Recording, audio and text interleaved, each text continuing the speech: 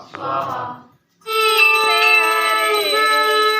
Hello friends, नमस्कार। मैं किरण आपका स्वागत करती हूँ नंदन फन ब्लॉग में। तो बताइए आप लोग कैसे हो। आशा करती हूँ आप लोग सभी लोग अच्छे होंगे, स्वस्थ प्रसन्न होंगे, घर पर होंगे, सेफ होंगे। तो आज है दीदी के यहाँ मेरी सत्यनारायण भगवान जी की कथा। तो मैं वहीं आई हूँ दीदी के यहाँ पे।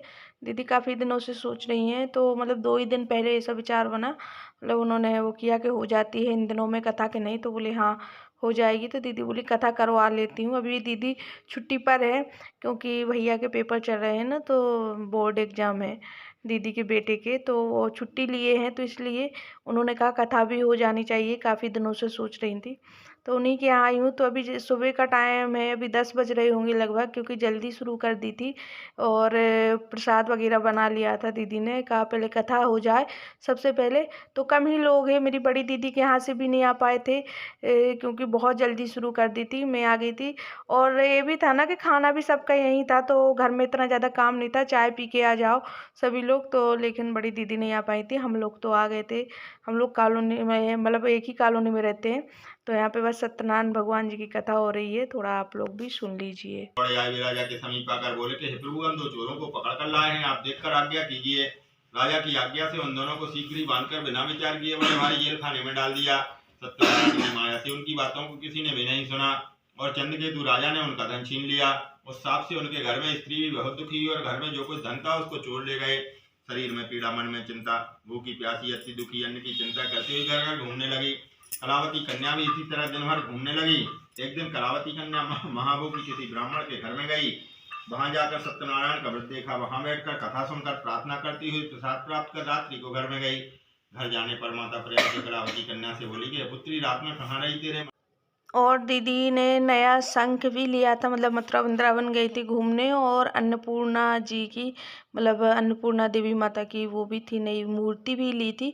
तो उनको भी वो करवाना था ना कि कुछ वो स्नान वगैरह, अभिषेक वगैरह कुछ करवा के रखते हैं मंदिर में, फिर उनका मतलब अपन लोग बजा सकते हैं या उनकी पूजा कर सकते हैं, शंख को बजा भी सकते हैं। तो वो भी करवाना था, तो दीदी ने कहा कथा हो जाए फिर उसके बाद हम करवाते हैं। तो यहाँ पे कथा समाप्त हो चुकी है। अब यहाँ पे कलावा बन रहा है जिया जी को, और इसके बाद होगा हवन। ओम गणपति स्वाहा। ओम गणपति स्वाहा। ओम गणपति स्वाहा। ओम अम्बे अम्बिके अम्बालिके नमामि गच्छन्तु पार्वतीकां कां दिलवासिमां गौरी नमः स्वाहा। ओम गौरी नमः स्वाहा। ओम गौरी नमः स्वाहा।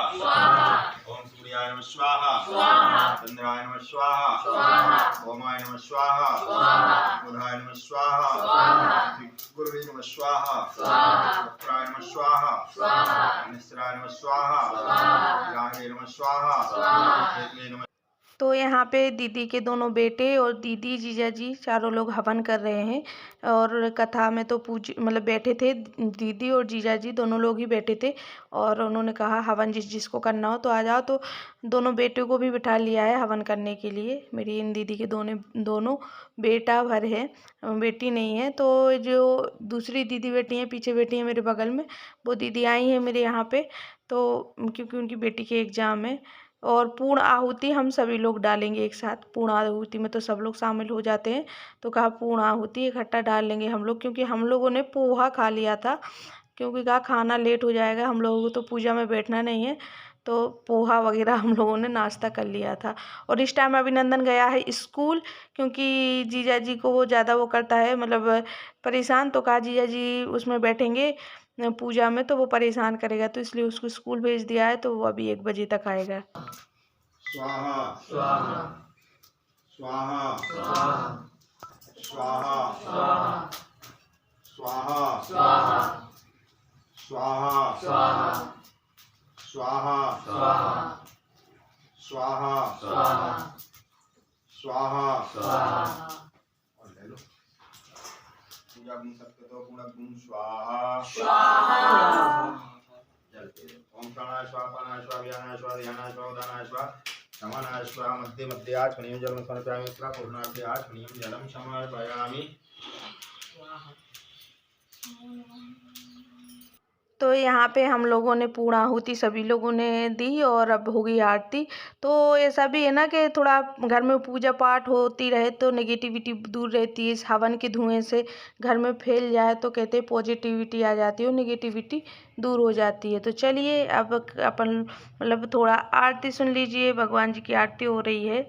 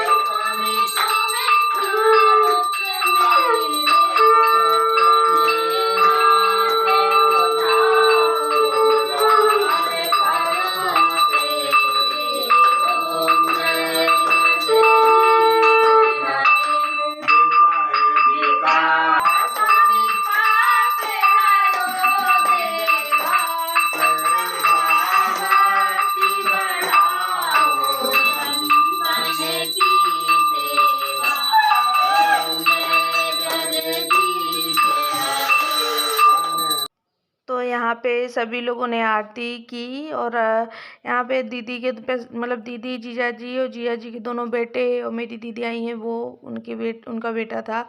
और यहाँ पे मैं झालर बजा रही हूँ, शंख झालर। तो ये मुझ पे मतलब ज़्यादा अच्छे से नहीं बज रही, बजाई जैसी बजी उससे। और यहाँ दीदी की बेटी शंख बजा लेती है तो वो शंख बजा रही है। तो शंख बजाने की भी एक टेक्निक होती है, हर लोग नहीं बजा पाते हाँ, लेकिन बजा उसमें पूरी फूंक जो होती है अंदर तक जानी चाहिए। तो जो बजा लेता है उससे आइडिया रहता है, लेकिन हाँ धीरे धीरे प्रैक्टिस से सबको बजाने आ जाती है। यहाँ पे मैं पूड़ियाँ सेक रही हूँ, दीदी बेल रही हैं जल्दी से। तो इसका इतना ही छोटा सा पार्ट बन पाया कि पंडित जी को खाना खिला दूँ।